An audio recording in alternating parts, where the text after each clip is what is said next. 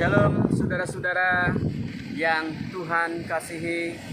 Semoga kasih karunia Tuhan menyertai saudara sekalian dimanapun saudara berada pada saat ini. Saudara, hari ini saya mengajak kita merenungkan satu bagian firman Tuhan yang terdapat di dalam Yeremia pasal yang ke-9 ayat 23 dan 24. Mari buka Alkitab saudara di dalam Yeremia pasal 9 ayat 23 sampai 24. LAI memberi judul perikop ini, Mengenal Allah adalah Kebahagiaan Manusia. Beginilah firman Tuhan. Janganlah orang bijaksana bermegah karena kebijaksanaannya. Janganlah orang kuat bermegah karena kekuatannya. Janganlah orang kaya bermegah karena kekayaannya.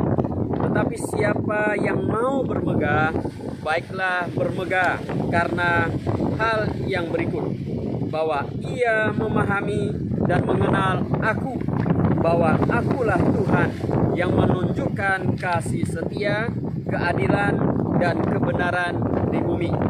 Sungguh semuanya itu kusukai, demikianlah firman Tuhan.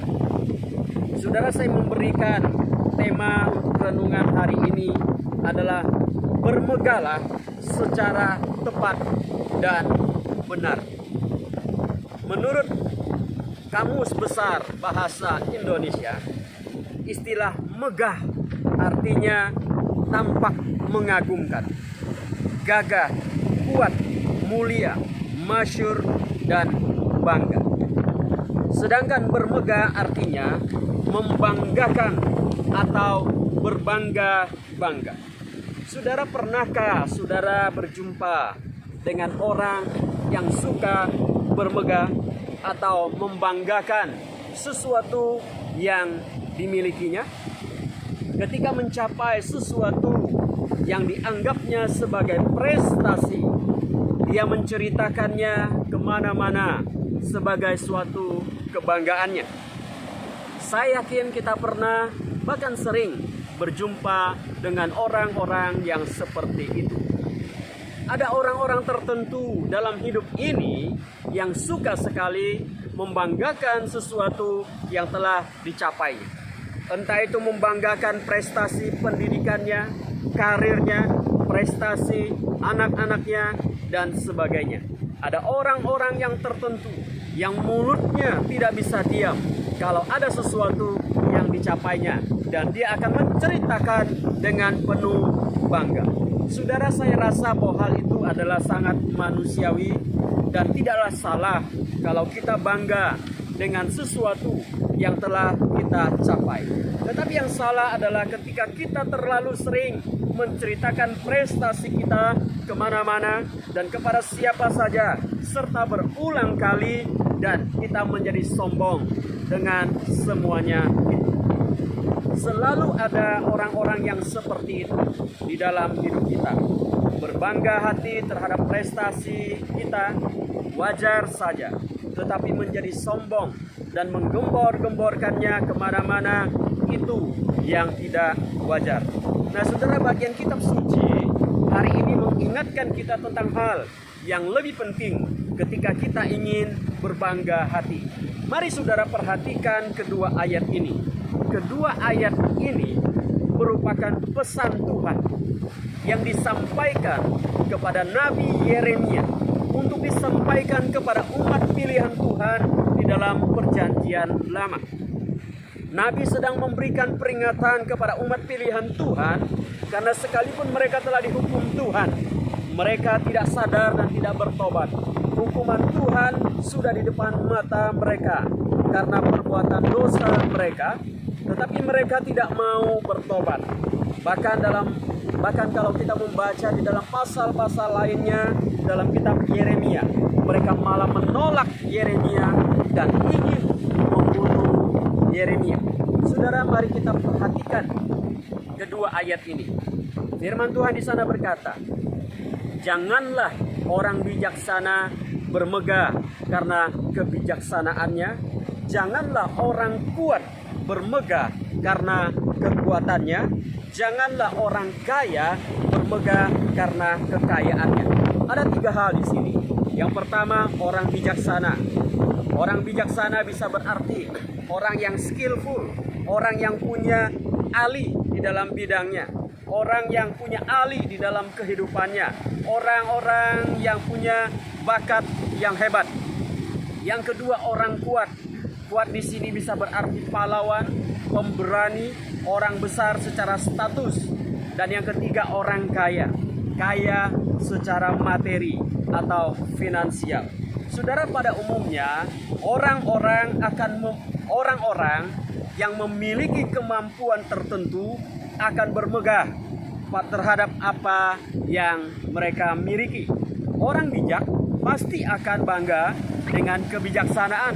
Orang kuat pasti akan bangga dengan kekuatannya. Dan orang kaya pasti akan bangga dengan kekayaannya. Namun firman Tuhan justru berkata sebaliknya. Jangan bermegah terhadap semuanya itu. Apa maksud Tuhan mengatakan hal ini, saudara? Tuhan ingin kita bermegah untuk hal yang benar dan tepat.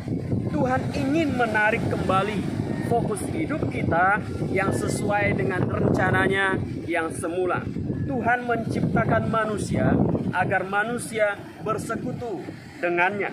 Tetapi dosa telah membuat fokus, tujuan, nilai, dan arah hidup manusia beralih. Dan Tuhan ingin kita melihat segala sesuatu dengan cara yang tepat dan benar. Kebijaksanaan, kekuatan, kekayaan, dan segala macam yang dimiliki oleh manusia hanyalah bonus daripada Tuhan. Tetapi diri kita adalah milik Tuhan. Jadi saudara, apa yang dibicarakan di dalam ayat 23 adalah hal yang berkaitan dengan kefanaan, dengan sesuatu yang tidak bernilai kekal. Ketiga hal itu dan atau hal yang lainnya bisa berlalu kapan saja dan tidak kekal sifatnya. Orang bijaksana bisa berlalu sesuai dengan waktu. Pada masa lalu, Raja Salomo terkenal sebagai orang yang sangat bijaksana. Karena hikmatnya, umat Tuhan mencapai puncak kejayaannya pada masa Salomo. Kitab suci berkata bahwa tidak ada orang yang melebihi kebijaksanaan Salomo. Sebelum Salomo tidak ada orang yang bijaksana, dan sesudah Salomo tidak ada lagi kecuali Salomo. Orang-orang hebat, orang-orang cerdas, orang-orang bijaksana, mereka semua akan berlalu. Ingat perkataan ini. Setiap orang ada masanya, dan setiap masa ada orangnya. Orang yang kuat bisa berlalu. Pahlawan-pahlawan yang gagah perkasa, ahli-ahli strategi, dan dari setiap suku bangsa telah berlalu. Tidak ada yang abadi. Mereka hanya menjadi kenangan bagi kita. Orang kaya juga tidak selamanya kaya. Bisa saja hari ini orang tuanya kaya, tetapi tidak ada jaminan di masa depan anaknya pun akan menjadi kaya. Bisa saja justru anak-anaknya lah yang menghancurkan kekayaan orang tuanya. Tidak ada yang abadi dan tidak perlu bermegah untuk hal-hal itu. Itu semua tidak bernilai kekal. Lalu dalam hal apa kita harus bermegah kalau begitu? Lihat ayat ke-24. Tetapi siapa yang mau bermegah, baiklah bermegah karena yang berikut, bahwa ia memahami dan mengenal aku, bahwa akulah Tuhan yang menunjukkan kasih setia, keadilan, kebenaran di bumi. Sungguh semuanya itu kusukai. Demikianlah firman Tuhan. Bahasa Indonesia sehari-hari berkata, siapa mau berbangga tentang sesuatu, haruslah berbangga bahwa ia mengenal dan mengerti aku, bahwa ia tahu aku mengasihi selama-lamanya, dan dan aku menegakkan hukum serta keadilan di dunia. Semuanya itu menyenangkan hatiku.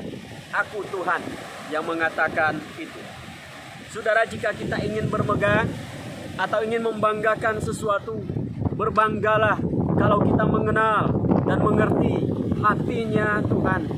Mengerti dan mengenal Tuhan adalah proses seumur hidup. Ini tidak mudah, tetapi inilah yang paling bermakna di dalam hidup kita, karena ini bernilai kekal. Untuk mengenal dan mengerti hati Tuhan, kita perlu terus belajar mentaati apa yang menjadi kehendak Tuhan dalam hidup kita. Untuk mengenal dan mengerti hati Tuhan, kita harus memiliki relasi pribadi dengan Tuhan dan mentaati setiap perkataan Tuhan.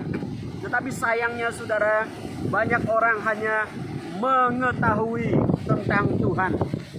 Mereka hanya mengetahui dan menguasai hal-hal yang berkaitan dengan Tuhan. Mereka jago berdebat. Mereka tidak ada penundukan diri dan ketaatan kepada otoritas Tuhan. Saudara, untuk mengerti dan mengenal Tuhan, prosesnya tidak mudah. Hal itu harus dialami di dalam kehidupan kita sehari-hari, disertai dengan kerelaan untuk taat kepada proses kehidupan. Proses kehidupan itu berat dan justru menjadi sarana yang paling efektif untuk kita mengenal Tuhan dengan lebih baik. Saudara, semakin banyak proses pembentukan Tuhan kepada kita, itu akan semakin membuat kita mengenal Tuhan. Semakin banyak kesusahan, kesulitan, dan penderitaan yang kita alami, semakin banyak kesempatan bagi kita untuk mengerti dan mengenal Tuhan, karena di situ kita akan mengalami kuasa, keajaiban, dan anugerah. Itulah sebabnya saudara Ayub pernah berkata, hanya dari kata orang saja aku mengenal tentang Engkau, tetapi sekarang mataku sendiri memandang Engkau. Ayub 42 ayat 5. Kalimat ini keluar dari mulut Ayub di akhir perdebatannya dengan kawan-kawannya yang tidak berempati terhadap kesusahan yang dihadapi oleh Ayub. Ayub mengalami kesusahan yang sangat amat berat, dan dari situ dia belajar tentang apa artinya mengenal Tuhan. Ayub mengalami pengenalan terhadap Tuhan ketika dia sedang di dalam penderitaannya, dan di akhir cerita bagaimana Tuhan memulihkan hidupnya. Itulah sebabnya saudara, Tuhan berkata melalui hambanya Yeremia, bermegahlah atau banggalah kalau kita mengenal dan mengerti Tuhan. Ini hal yang bersifat kekal. Saudara sekalian yang Tuhan kasihi, jangan kita terjebak di dalam kebanggaan yang tidak kekal, yang tidak tepat. Segala keberhasilan itu hanyalah hiasan kehidupan, tidak kekal, dan seringkali membuat kita menjadi sombong dan melupakan Tuhan. Tetapi saudara, mengenal Tuhan membuat hidup kita menjadi rendah hati. Orang yang mengenal Tuhan tandanya adalah rendah hati. Tetapi orang yang membanggakan perkara-perkara duniawi biasanya menjadi angkuh dan sombong.